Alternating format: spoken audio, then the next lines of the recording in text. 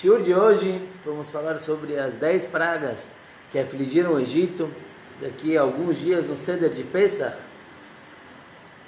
a gente vai mencionar elas, conforme o costume. Teremos um copo de vinho cheio, o segundo copo, e a gente costuma derramar uma gota em cada praga que a gente menciona. E cada praga a gente vai derramar uma gotinha. Alguns costumam fazer isso com o dedo, não é o costume Chabad. E depois o vinho que a gente derramou deve ser jogado fora, porque é um vinho que contém muita negatividade, muita maldição nele. Ok, o que são as 10 pragas? Todo ano a gente fala sangue, rãs, piolho, mas realmente, por que Deus fez justamente essas 10 pragas? Se ele queria castigar o povo egípcio, bastava mandar a última praga, a morte dos primogênitos. Faraó, sendo ele mesmo um primogênito, ele já ia ficar assustado, já ia mandar o povo embora. Por quê? Por que fazer sofrer tanto tempo? As pragas duraram por aproximadamente um ano. Um ano afligindo o Egito. Deus não é um Deus vingativo, um Deus que gosta de fazer sofrer. Avinu Malkeinu, nosso pai, nosso rei, é do mundo todo, não é só nosso pai do povo judeu. Então por que chega na hora de punir o Egito, ele manda 10 pragas? Quando Deus resolveu punir o mundo todo, destruir o mundo, ele fez uma bula, o dilúvio, é uma praga só, resolveu o problema. De repente o Egito apanha de novo. Qual é o objetivo dessas 10 pragas? Será que é apenas destruir o Egito? Para isso não precisavam de 10 pragas. Nossos mestres ensinam que o objetivo era tanto punir os egípcios, como educar os judeus. Ensinar os judeus. Por quê? Porque os judeus, o povo de Israel, era um povo em formação naquele momento. Ainda não éramos considerados como um povo mesmo, éramos 12 tribos. Podia ser separada, podia ser como uma família grande, mas não era uma nação. Nós nos tornamos uma nação quando recebemos a Torá no Monte Sinai. Então, naquele momento, no momento que o povo está se preparando para deixar o Egito, para ser liberado, era a nossa formação mesmo. Assim como um bebê na barriga da mãe, o que ele escuta pode afetar ele, o que a mãe come afeta ele. Da mesma forma, os momentos finais do Egito vieram para moldar o povo judeu. Ok, vamos repassar rapidamente quais são as 10 pragas. Sangue, o rio Nilo se transformou em sangue, a água em sangue. Tzfardea, rãs, que saíram do rio Nilo. Midrash conta que foi de uma forma muito milagrosa. Um sapo enorme pulou do Nilo e cada vez que o egípcio batia no sapo, ele regurgitava mais rãzinhas, assim que o Egito se encheu de rãs. Kinima, a terceira praga, piolhos. Arov é uma mistura de bestas, de animais selvagens. Dever foi uma praga na qual os animais dos egípcios, o gado, o rebanho, morreu. Shrin é uma doença de pele, uma dermatose. Barad é uma chuva de granizo mesclado com fogo. Arbé é uma praga de gafanhotos que exterminou toda a plantação dos egípcios. Roshech, a escuridão, uma escuridão grossa, palpável, na qual um egípcio não conseguia se mexer por 3 dias, sem conseguir enxergar e se mexer, e essa praga não afetou os judeus, eles sim conseguiam ver. E a última praga é a praga da morte dos primogênitos. O que a gente vai fazer agora é analisar essas 10 pragas em níveis diferentes. Como a Torá relata, a gente já viu algumas vezes que o que a Torá conta pode ser interpretado em vários níveis e devemos extrair disso também uma lição. E o que a gente pode aprender dessas 10 pragas? O Abrabanel, ele traz, dentre as várias explicações das 10 pragas, uma muito interessante. Ele diz que as pragas eram causa e efeito. Deus fez o rio virar sangue. Os peixes morreram, os sapos não aguentaram ficar naquele sangue, eles saíram. E isso foi causando doenças e atraindo a podridão deles, atraiu piolho, e as pessoas doentes permitiram que bestas andassem por todo o Egito.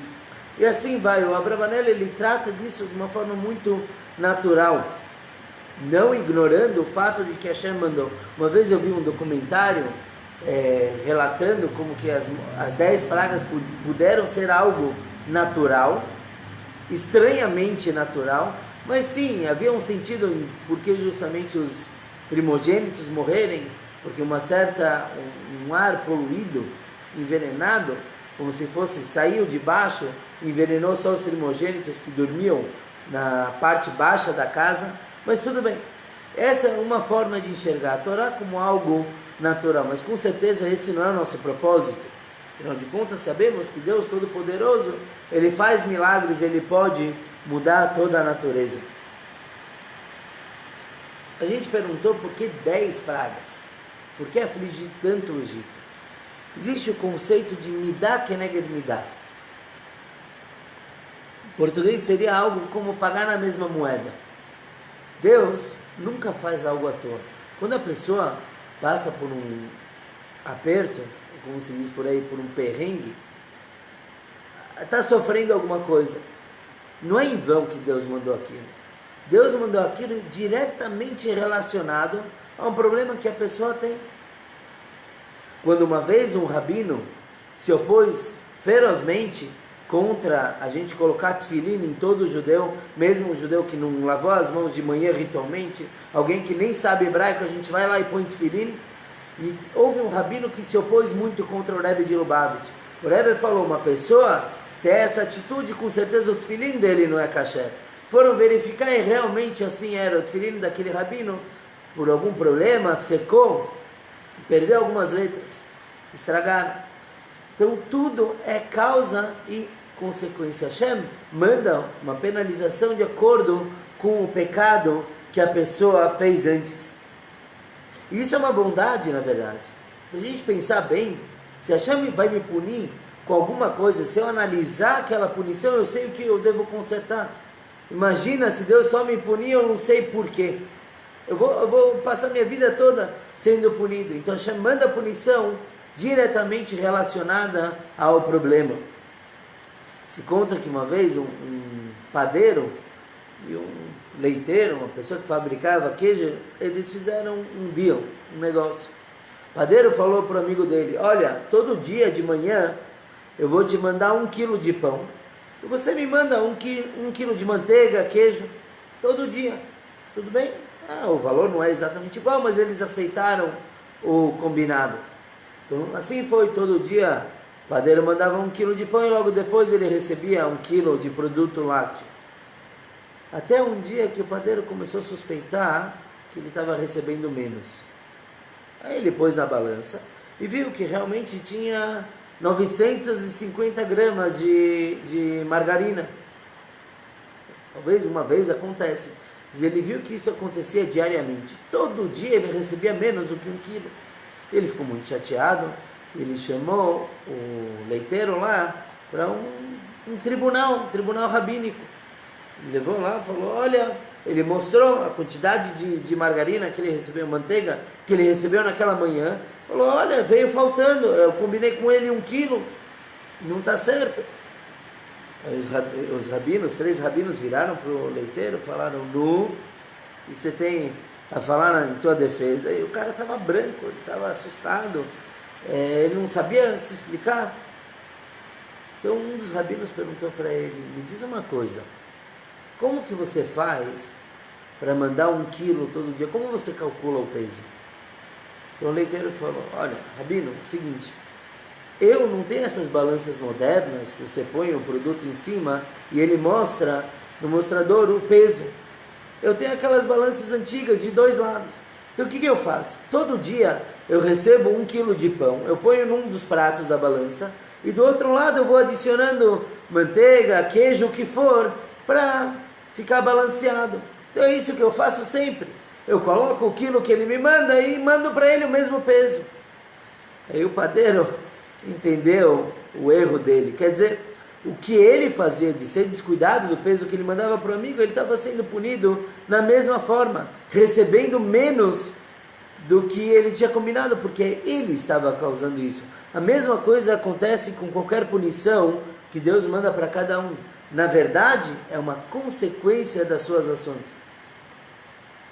Seria uma ousadia dizer, mas vamos falar que talvez realmente o sofrimento que o mundo está passando hoje em dia, pessoas trancadas em casa, talvez não, é uma reação a algo que está faltando. Cabe a nós pensar o que a humanidade, de uma forma geral, e cada um em si, ele deve mudar para melhorar isso. Deus não manda absolutamente nada em vão. Então vamos ver agora as 10 pragas, como que elas se relacionam ao pecado dos egípcios. Porque cada uma delas era uma punição, uma retribuição por um erro deles. Então a primeira delas, dam, sangue. 2 coisas os egípcios faziam ligadas a sangue. Primeiro, espancavam os judeus. Batiam até sangrarem. Deus falou, vocês fizeram isso com o povo judeu, eu vou fazer isso com vocês. A água de vocês vai virar sangue. E mais ainda, o faraó mandava matar crianças para usar o sangue delas. É uma coisa um pouco absurda, mas os médicos, os dermatologistas da época receitaram isso para o faraó, para um matzarat, para uma doença de pele que ele tinha. Então ele derramou sangue de crianças judias, ele foi penalizado, ele e sua nação, com sangue. As rãs, primeiro que os egípcios reclamavam que os judeus eram muitos. Não para de proliferar aqui, cada parto, o Midrash conta que cada parto eram 6 crianças nascendo. Imagina matrícula na escola, material.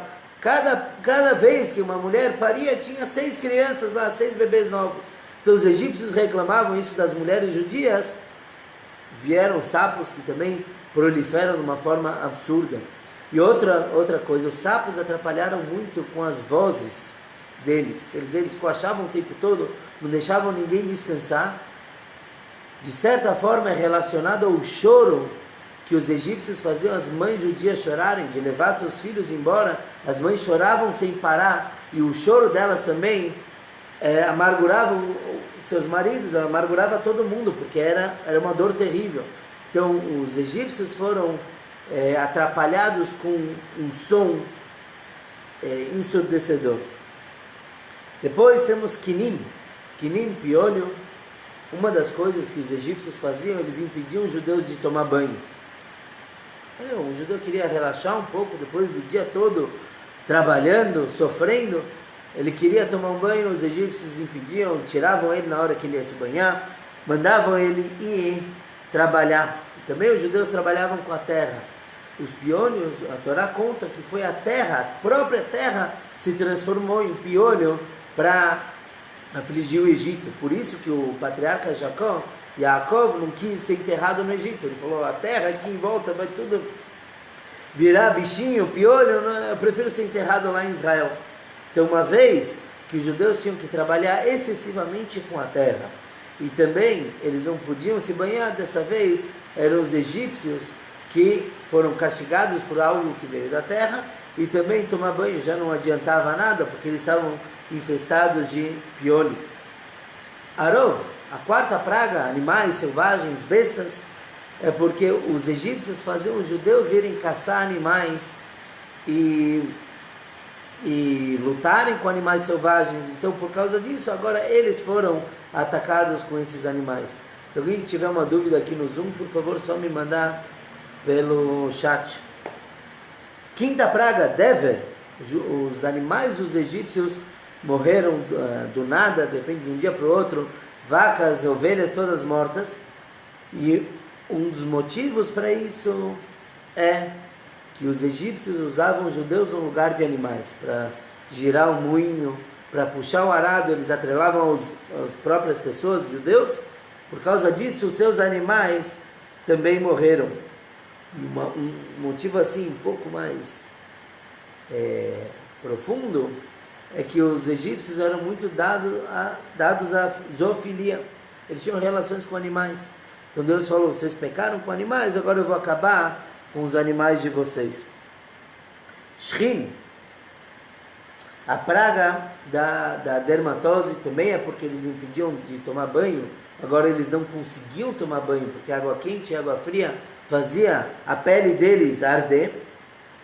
E também porque eles atrapalhavam os judeus de terem relações. Então eles viam que uma mulher judia foi no mikve, eles sabiam que eles teriam ou deveriam ter relações naquela noite, então eles iam lá e atrapalhavam. Não deixavam, mandavam o cara ir trabalhar, mandavam ela ir trabalhar, e impediam isso. Já que eles faziam isso, agora eles mesmos não conseguiam mais ter relações por causa da doença de pele, eles ficavam afastados. Barad, que era chuva de granizo, mesclado com fogo, isso é muito interessante. O faraó, ele se fez como que não conheceu José. José salvou o Egito de uma crise de comida, na época de fome, ele conseguiu salvar a comida, ele conseguiu fazer as plantações continuarem, e o faraó falou, eu não conheço esse José. Deus falou, você não conhece aquele que salvou vocês, aquele judeu que salvou todo o Egito? Eu vou quebrar tudo que ele construiu, tudo que ele idealizou foi destruído naquela praga. Inclusive os egípcios tinham mania de ficar jogando pedras nos judeus. Agora Deus jogou um monte de pedras também sobre eles. Arbé, que eram os gafanhotos, os egípcios consideravam os judeus como vermes. Eles não permitiam o judeu comer na mesma mesa deles. Isso já era uma lei muito antiga. Então já que eles afastavam os judeus como vermes, então eles foram atacados pelo único verme que é kasher. Não todo gafanhoto é kasher, tem que saber qual exatamente, mas tem uma ou duas espécies que são kasher. A gente não consome hoje em dia porque a gente não tem certeza de qual é. Mas Deus falou, vocês afastaram meu povo como vermes, vocês vão ser atacados também como vermes. Rosher, a penúltima praga da escuridão, é porque os egípcios faziam os judeus trabalharem a noite toda, sério, não conseguirem descansar, então eles foram atacados por 3 dias inteiros de noite, e também porque eles eram dados a relações proibidas, algo que se faz de noite, no escuro, sem ninguém conseguir ver. Então já que eles faziam isso, Deus castigou eles também com escuridão total, por 3 dias. E a última praga, Makat Bechorot, a praga dos primogênitos, é porque nós somos chamados na Torá de Beni Bechori Israel, meu filho primogênito, povo de Israel. Não quer dizer que os outros povos não são filhos de Deus, pelo contrário, somos chamados de primogênitos, porque a gente tem a obrigação de ensinar a todos os povos a retidão, as 7 leis dos filhos de Noé, etc. Não é o assunto do nosso shiur hoje, mas já que os egípcios afligiam o filho primogênito, por assim dizer, de Deus, Deus castigou o filho primogênito dos egípcios. Essas são então as 10 pragas, e vimos como que, na verdade, nenhuma delas é injusta. Nenhuma delas Deus mandou simplesmente por diversão. É porque eram relacionadas a pecados, a coisas erradas que os egípcios faziam. Existem várias outras explicações, mas também se a gente mencionar todas elas, a gente não acaba o shiur hoje. Mas é muito interessante ver que quando a gente lê na Haggadah, Adam, Tzfardeh, Akinim, Marov, todas essas pragas, entender o porquê que elas aconteceram. As pragas, de forma geral, estão divididas em 3 grupos. A gente vê isso na Torá, que Moshe Rabbeinu, no primeiro, ele foi no Nilo, quando o faraó estava se banhando. O faraó era muito inteligente. Ele queria se apresentar como Deus. Acontece que os homens fazem algo que Deus não faz, que é ir no banheiro. Então o faraó proibiu que qualquer um saísse da sua casa até tal hora da manhã. Então ele acordava cedo, ia no Nilo, fazia suas necessidades lá, e ninguém pegava ele de calças curtas. E aí Deus falou para Moshe que fosse ao Nilo falar com o faraó. Isso na primeira praga. Na segunda praga, Deus falou para Moisés ir até o palácio do faraó falar com ele. E na terceira praga ela aconteceu sem aviso nenhum. E isso se repete. 4ª praga no Nilo, 5ª no palácio, 6ª sem aviso, 7ª, 8ª e 9ª da mesma forma. Então a Torá mostra que elas são separadas em 3 grupos. As 10 pragas, sendo que o último grupo são 4 pragas. Por que Deus fez dessa forma? Então Moisés ia no Nilo e humilhava o faraó no Nilo, que era considerado a divindade deles. Depois humilhava o faraó no palácio. Por que não avisava a terceira praga? Porque por via de regra a gente avisa 2 vezes só. 3 vezes, avisar 3 vezes e a pessoa não fazer o que a gente está pedindo, somos feitos de bobo. Então a gente avisa 2 vezes, a terceira punição acontece sem aviso nenhum. Isso vale para várias esferas do judaísmo. Na verdade, se a gente notar, a gente separou as 10 pragas em 3 grupos. Cada grupo era uma resposta para algo que o faraó disse desconhecer. O faraó não reconheceu a existência de Deus, Deus verdadeiro. Ele ainda falou para Moshe, esse tal Deus teu, com certeza não sabe o que acontece no mundo, e ele não é poderoso. É qualquer Deus inventado. Então cada grupo veio responder isso. E como que foi isso?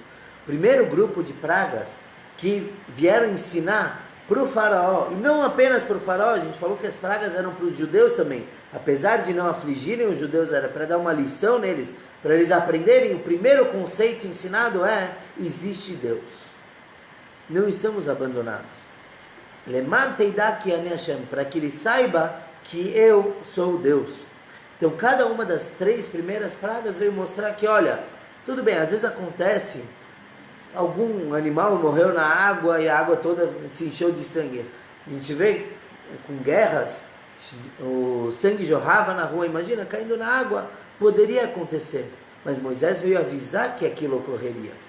Moisés veio avisar, sapos saem do rio, mas tantos assim. Então veio provar que primeira coisa, Deus existe. O segundo grupo veio mostrar que Deus cuida individualmente de cada coisa no mundo. Por quê? Porque essas 3 pragas mostraram a delimitação do terreno egípcio. Essas 3 pragas aconteceram somente com os egípcios, claramente. As primeiras, um judeu estava andando no meio do sapo, ele ia estar rodeado lá de sapo, por exemplo. Apesar de não serem afetados diretamente, mas poderiam ser confundidos. O segundo grupo só afligiu os egípcios. Os animais, por exemplo, que foram a primeira praga do segundo grupo, só atacaram a casa dos egípcios. Somente os animais dos egípcios morreram na 5ª praga, e na 6ª praga, a dermatose, doença na pele, só afligiu os egípcios também. Então mostra que Deus não é apenas um Deus que está por cima do mundo, mas Deus está dentro do mundo também. Ele sabe exatamente o que está acontecendo. E o terceiro grupo de pragas veio mostrar que Deus não apenas está aqui, mas ele muda a natureza. Onde já se viu água e fogo, ficarem lado a lado. Quando a gente canta o Se Shalom Bimromav, que Deus faz a paz nos mundos superiores, estamos falando dessa praga, que gelo e fogo se juntaram para punir os egípcios. Isso vai contra a natureza. Os gafanhotos, está escrito que eles delimitaram a fronteira do Egito. Eles não passaram para lá. Eles foram detidos por 2 ventos que sopravam de forma contrária, mantendo eles lá. Assim também como uma escuridão tão longa e tão espessa como foi aquela do Egito, onde as pessoas não conseguiam se levantar. Isso vem mostrar o terceiro grupo, que Deus não apenas está aqui, mas ele consegue mudar a própria natureza. Então essa é a razão de tantas pragas, essa é a razão que na Agadá a gente lê que Rabi Yehuda, ele separava essas pragas, ele deu acrósticos, Betzah, Hadash, Be'achav, ele pôs em acrósticos essas 3 pragas, esses 3 grupos, para mostrar o objetivo de cada um deles. E assim a gente responde, por que Deus não podia mandar somente a morte dos primogênitos? Castigar só com a última, mesmo que serviria para os judeus saírem do Egito.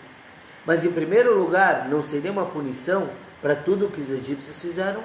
E em segundo lugar, os judeus não saberiam, esses 3 grupos, que existe Deus realmente, que Deus está aqui embaixo, que se Deus quiser, Ele pode mudar a natureza. Tudo bem. E o que a gente aprende disso tudo? Temos as 10 Makot, 10 pragas. Mas tudo que está na Torá, Torá vem da linguagem de Hora'á. de ensinamento. O que a gente aprende disso? Aconteceu com os egípcios lá atrás. O mundo já foi afligido por outras pragas, antes e depois. Mas das 10 mencionadas na Haggadah, a gente deve, depois de ler a Haggadah, depois do Seder de Pesach, tem que sair melhor, tem que sair transformado. Então, como a gente usa essas 10 para transformar as nossas midot, as nossas características? Ano passado, depois de Pesach, tivemos um ciclo de 7 aulas, se não me engano, 9 aulas, sobre as midot, as sefirot, que é um assunto muito relacionado a Kabbalah, sobre as características humanas do sentimento, da emoção e do intelecto. Essas 10 pragas também vão melhorando a gente, como? De baixo para cima. Eu não tenho aqui comigo o mapa da Sefirot, mas a gente consegue visualizar aqueles círculos interligados. E de baixo para cima as pragas vieram para corrigir isso. Como que é? Então a Sefirah que está lá embaixo é chamada de Malchut, reinado. No nosso serviço divino, ou nas nossas atitudes, é representada pela certeza, bitachon, que a gente tem em Deus, uma confiança total. Isso, o Dam, o sangue veio consertar. Por quê? O que representa o Nilo se transformando em sangue? Os egípcios, eles eram muito confiantes, tinham muito bitachon neles mesmos. Por quê? Porque eles não precisavam de chuvas. A gente vê em Israel, o que acontece se não chover? Oi, veio fome. Hoje em dia a gente tem muita tecnologia, mas o povo estava conquistando Israel, se não chovesse, é fome. Aconteceu na época do profeta Elias, 3 anos direto sem chuva, 3 anos de fome. A gente depende disso. Já os egípcios se achavam muito prósperos, porque dependiam apenas do Nilo, e o Nilo é um rio que não seca. Essa confiança extrema dos egípcios é uma confiança negativa. Ela é uma autoestima que destrói. Por quê? Porque eu confio tanto em algo externo, que se tiver um problema lá, se aquele rio virar sangue, já era. Eu não sou mais nada. Mesma coisa hoje em dia, quando uma pessoa confia demais na sua fonte de renda e esquece que existe Hashem por trás daquilo, então é destrutivo. Porque no momento que ele tiver um problema, a autoestima dele, o bitachon dele, é destruído também. Deixa de existir. Então essa é a primeira Sefirah Malchut. A gente sobe uma Sefirah e estamos em Yesod. Yesod são as relações interpessoais. Malchut é eu acreditar, ter certeza. Yesod é como eu me relaciono com outras pessoas. Isso tem a ver com a rã, com os sapos. Por quê? Porque o sapo é um animal frio. Não apenas de sangue frio, mas também nas suas atitudes. Um sapo, ele põe seus ovos na água, alguns eles colocam em buracos na terra e deixa lá o sapinho que se vire. O girino, ele tem que se virar por si mesmo. Se não for devorado por algum dos pais, ele tem que saber crescer sozinho. Nas nossas atitudes é uma relação fria. É quando a gente não tem intimidade. Isso não só entre marido e mulher. A gente tem um amigo, ou vários amigos que a gente vê sorrir de verdade. A gente gosta um do outro. A rã representa essa relação fria, essa falta de conectividade real. Então o Egito foi penalizado no nível de Yesod, no nível de relações, onde para ensinar para a gente que não basta ter a relação com outras pessoas, mas deve ser calorosa, deve ser verdadeira. Deve um se importar realmente com o outro. A terceira macá dos piolhos tem a ver com Hod. Estamos agora subindo a Sefirot. Hod é a humildade. Vamos lembrar que os piolhos, pela Torá, vieram da terra. A terra se transformou em piolho. Vem mostrar para a gente o que é verdadeira e falsa humildade. A verdadeira humildade é a pessoa saber quem ela é e agir de acordo. A falsa humildade é quando a gente vai elogiar uma pessoa, oh, Baruch Hashem, muito bom o que você fez. Ele fala, não é nada. Por dentro ele está, O ego está lá em cima, mas por fora, não, aquilo nem saiu tão bom, ele se diminui. Isso é falso. Não é correto. Ele não precisa se achar o máximo, mas também se achar pequeno demais é errado. A Kabbalah ensina o que acontece quando uma pessoa é falsamente humilde. Ele se acha pequeno demais, então ele não faz nada. Cadê? A gente precisa de uma pessoa que saiba ensinar tal assunto. Não, eu conheço só um pouquinho, eu não sirvo para isso. Todas aquelas pessoas que poderiam estar aprendendo vão deixar de aprender porque você está sendo falsamente humilde. Ou quando precisa ajudar financeiramente, não, mas eu não tenho, não posso. Se você pode, por que você não vai ajudar? Porque a Kabbalah fala que a falsa humildade é capaz de destruir tudo também. Se achar terra, a gente menciona na Tefilá, Benafshi que afar la kol tieh, que minha alma seja como pó para todos, é a verdadeira humildade. Quer dizer, eu não sou melhor que ninguém, mas eu reconheço a minha capacidade. Esse era Moshe Rabbeinu, um verdadeiro humilde, não humilde por depressão ou falso. Pois a quarta praga, as bestas, os animais selvagens, tem a ver com Netzach. Netzach é Sefirah oposta. Quando a gente vê no mapa, Netzach está de um lado, do lado direito, e Hod está no lado esquerdo. Netzach é a persistência, não, é o contrário da humildade, a persistência, é a ambição. Isso também é positivo. A ambição é o motor da máquina humana. Se a gente não tem ambição nenhuma, a gente também não é nada. Chaz Shalom, coitada da pessoa que não tem ambição, ele vive que nem um Nebach. Para quem entende o que eu estou falando, é um Shlemazon, o cara não é nada. Tem que querer crescer, mas a ambição também tem que ser bem apontada, bem direcionada, porque senão a pessoa se torna uma besta. O que é uma besta? Um animal selvagem é aquele que para conseguir o que ele quer, ele é capaz de destruir, devorar outra pessoa. Não é esse a correta forma de ser ambicioso. É crescer junto com os outros. É subir, todos juntos a gente consegue crescer, se elevar. O Egito tinha essa ambição destrutiva. Eu quero ser melhor que você, então em vez de eu me esforçar, eu vou te destruir. A Kabbalah fala que a verdadeira ambição é: eu vou crescer por meus méritos e, se possível, eu vou te elevar também. Já a quinta praga, que é a morte dos animais, estamos em Tiferet. Tiferet é muitas vezes traduzido como beleza, mas nas ações é como a compaixão. O que é compaixão? Quando eu conheço uma pessoa e eu quero ajudar ela, mas eu sei que ela tem defeitos. A compaixão é maior do que o amor, porque o amor ignora os defeitos. E quando os defeitos crescem um pouco, destrói todo aquele amor. A compaixão é eu saber juntar amor e rigor. É eu ajudar a pessoa sabendo dos seus pontos fracos. O que é uma compaixão negativa? É quando eu me aproximo de uma pessoa, eu finjo, é como se eu quero ajudar ele, mas na verdade eu só estou lá para ver quais são os pontos fracos dele. É só para depois ter uma falsa piedade.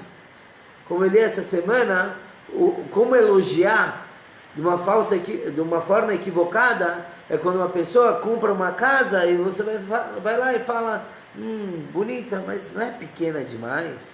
Ou não é grande demais? Quer dizer, a pessoa está feliz da vida que ele finalmente adquiriu algo grande, e vem você e põe defeito. Você tem aquele defeito, não é que a casa realmente não é pequena, para ele é pequena demais. O cara tem 15 filhos e comprou uma casa com 3 dormitórios, mas é o que ele pôde fazer na hora. Então fique feliz por ele, depois ajuda ele a consertar se precisa aumentar alguma coisa, mas não enfatize a parte negativa. Então, porque o que acontece quando a gente faz isso? A gente acaba destruindo o outro. Que nem os animais morreram por uma deficiência deles. Só que a deficiência, todos temos deficiência, todos temos algum probleminha de saúde. Alguns são mais crocantes, andam e começam a estalar os ossos, todo mundo tem alguma coisa, ninguém é perfeito. Agora a pessoa pode escolher focar no que ele tem de bom ou focar no que está errado.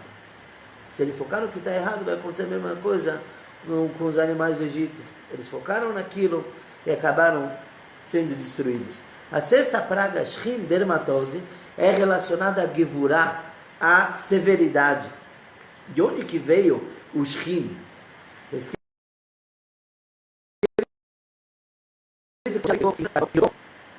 Atirou para o céu e aquilo cobriu o Egito e afligiu os egípcios com aquela dermatose. Fogo, que é Gevurah, a severidade, é a capacidade da pessoa se opor a algo. Todos temos que saber se opor. Coitada da pessoa que não sabe falar um não. Ele vai falar sim para todo mundo, ele vai acabar uma hora não conseguindo cumprir com tudo que ele falou sim. Ele vai falar sim para todo mundo e Chaz Shalom, ele pode acabar entrando em negócios proibidos, consumindo substâncias proibidas. Então a pessoa tem que saber usar a severidade, tem que saber falar um não. O problema é quando a pessoa usa isso de uma forma errada. Quando ele vai repreender uma criança, por exemplo, e ele abusa daquela severidade, o que acontece com a criança? Ela é queimada. Psicologicamente ela é queimada. Ela se destrói, ela se sente queimada, ela se sente envergonhada. Na Halachá, pela Halachá, queimar alguém, envergonhar alguém é a mesma coisa. Tanto que a pessoa envergonhada, ela fica vermelha, ela fica quente. Por quê? Porque a severidade não foi bem usada. Ela afasta uma pessoa da outra, assim como a dermatose. A gente mencionou que a dermatose impediu os egípcios de terem relações entre marido e mulher, porque ela acabou afastando aquela dor, acabou afastando um do outro. Já Barad, que é a sétima praga do granizo, de gelo principalmente, é o lado de Chesed, é o lado da bondade. Representa a água. A água, pela Kabbalah, é a fonte do prazer, é a fonte da paixão. Todos os prazeres derivam espiritualmente da água. Toda a amizade vem da água, tanto que enquanto o fogo ele tenta se afastar da matéria, ele tenta subir, ele está sempre apontando para cima, a água está sempre descendo, ela sempre vem se conectar com outra pessoa. O problema é quando uma pessoa quer se conectar com outra por um motivo interesseiro, pensando só nela mesma. Então essa relação é uma relação gelada, como o granizo. É algo destrutivo. Por quê? Porque se ele está focado somente nele, uma hora a fonte de prazer ou de nutrientes, o que for, que a outra pessoa está proporcionando para ele, alguma hora vai acabar. E aí a pessoa, o primeiro já não quer saber mais nada do outro. Como diz o Pirkei Avot, todo amor que é interesseiro, ele é fadado a acabar, ele não vai durar, não vai perdurar. Por quê? Porque uma hora a fonte, a origem daquele amor vai deixar de existir. Interessante que se a gente lê na Torá, essas 7 primeiras pragas, que são relacionadas às midot de emocionais, que a gente mencionou agora, estão em uma parashá. E as próximas 3 estão separadas, estão em outra porção da Torá, direta,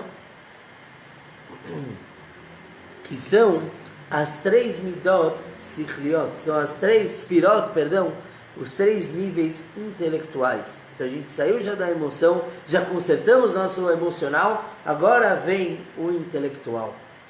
Temos a praga de Arbé, dos gafanhotos.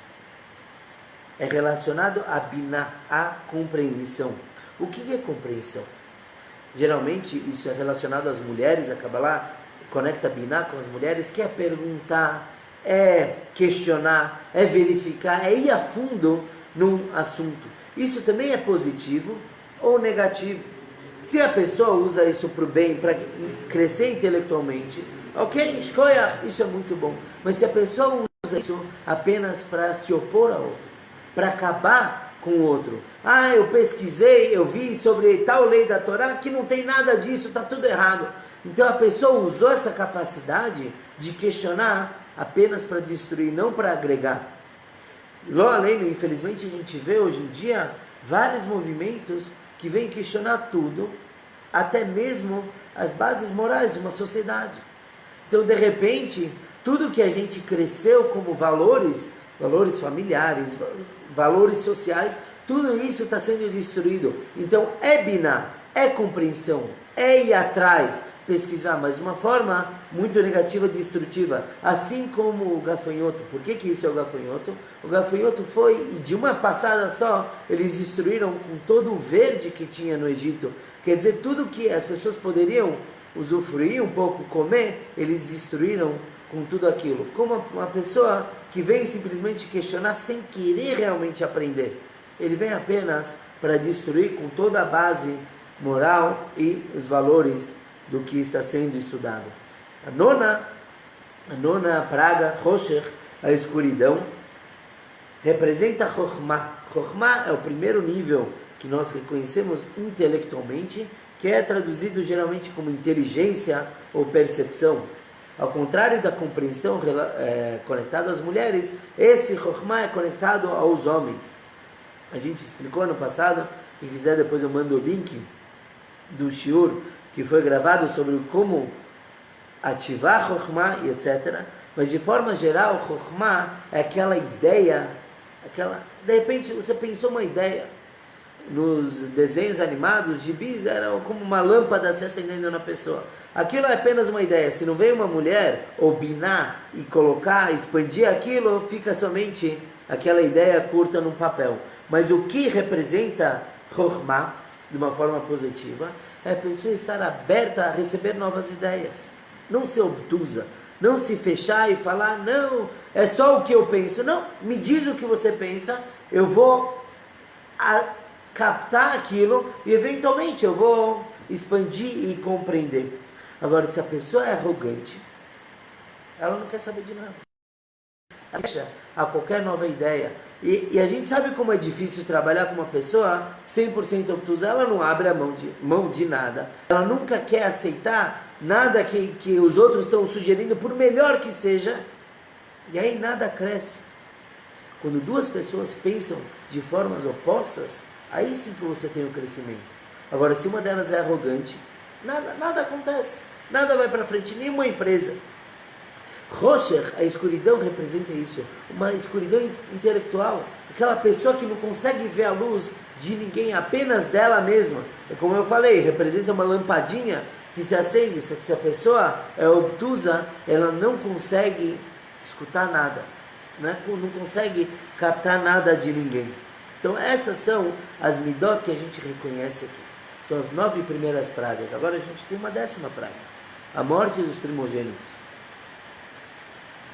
A morte dos primogênitos é relacionada a Keter. Keter é um nível suprarracional, é de onde vem, por exemplo, nossa capacidade de fazer coisas que pensando a gente não faria. Seja pular na frente de um ônibus para salvar uma criança, então a gente vai, independente da força da pessoa, ela não premeditou aquilo, mas ela está pronta a pular e tirar aquela criança da frente. Isso vem de Keter. Não é racional, não é emocional, vem de dentro, vem da alma, acima do consciente.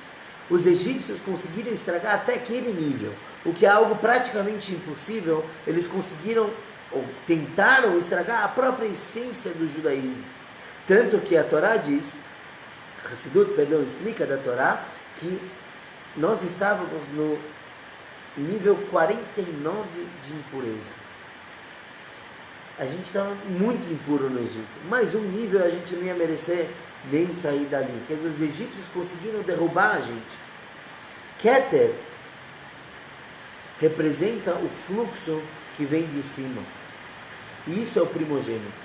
O filho primogênito, ele representa a força maior dos pais. Tanto que, quando está escrito na Torá, honrarás o teu pai e tua mãe, kabed et avicha ve'et imecha, podia estar escrito kabed avicha ve'imecha, honrarás teu pai e tua mãe.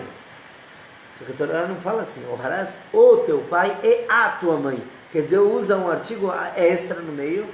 Os nossos sábios dizem que é para ensinar o quê? Que o filho tem que honrar também o irmão mais velho.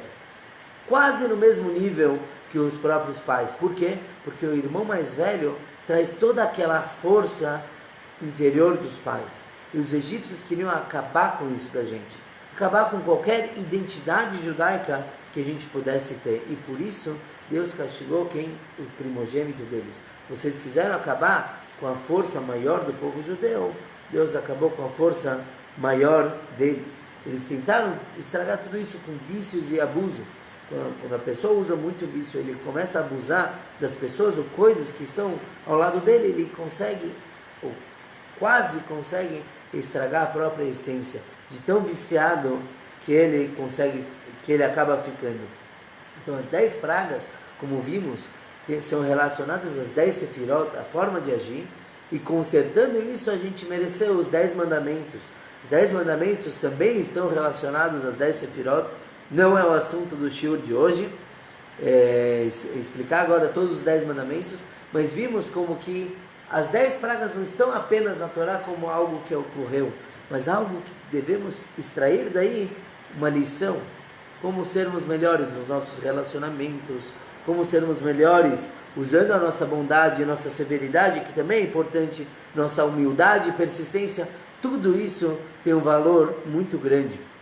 E para terminar, apenas com uma Sichá do Rebbe, que ele diz sobre as 2 primeiras pragas, sangue e rã, como que a gente age no dia a dia. O que é o sangue? O sangue é calor. Quanto que a água naturalmente ela é fria. Deus quis indicar que para assuntos de relacionamentos, como a gente falou, que a água é um para o outro, devemos pôr calor. Em assuntos espirituais, devemos nos tornar sangue, quer dizer, vibrar, ter uma cor, ter um calor próprio. Já em assuntos físicos, materiais, devemos fazer o contrário, esfriar. E é isso que a Torá diz, quando menciona que as rãs pularam dentro dos fornos dos egípcios. Isso é algo que está especificado na Torá. Por que eu quero saber que uma rã, um sapo, pulou dentro do forno? Qual a importância disso? A Torá quer mostrar que para o forno, quer dizer, comida, coisas físicas, aí tem que pôr a rã, quer dizer que tem que pôr frieza. A pessoa, quando ela tem um tanto de energia diária, no que ela vai usar aquilo? Será que ele vai focar mais em assuntos físicos ou espirituais? Espirituais não quero dizer só ficar rezando e estudando o dia todo. Espiritual é ajudar o próximo. Espiritual é buscar como melhorar o mundo. Enquanto que físico é apenas cuidar de si próprio, da sua própria barriga. Então, em assuntos espirituais, adicionar calor. Em assuntos físicos, pelo contrário, é tentar esfriar o quanto possível, porque não é para isso que nós viemos para o mundo. Não é apenas para comer, beber e dormir. Shkoyach a todos que participaram do shiur aqui pelo Facebook, pelo Zoom. Bezrat Hashem, semana que vem teremos um shiur focado no próprio Seder de Pesach, trazendo alguns significados, e lembrando também que amanhã teremos uma aula especial sobre segurança do DSC. Vale muito a pena. Eu vou pedir só que quem tiver interesse que me mande uma mensagem para receber o link. Uma aula muito, muito importante, a gente saber como reagir a situações controversas. Então, espero todos também amanhã e, se Deus quiser, na semana que vem. Escolha a todos, então, aqui pelo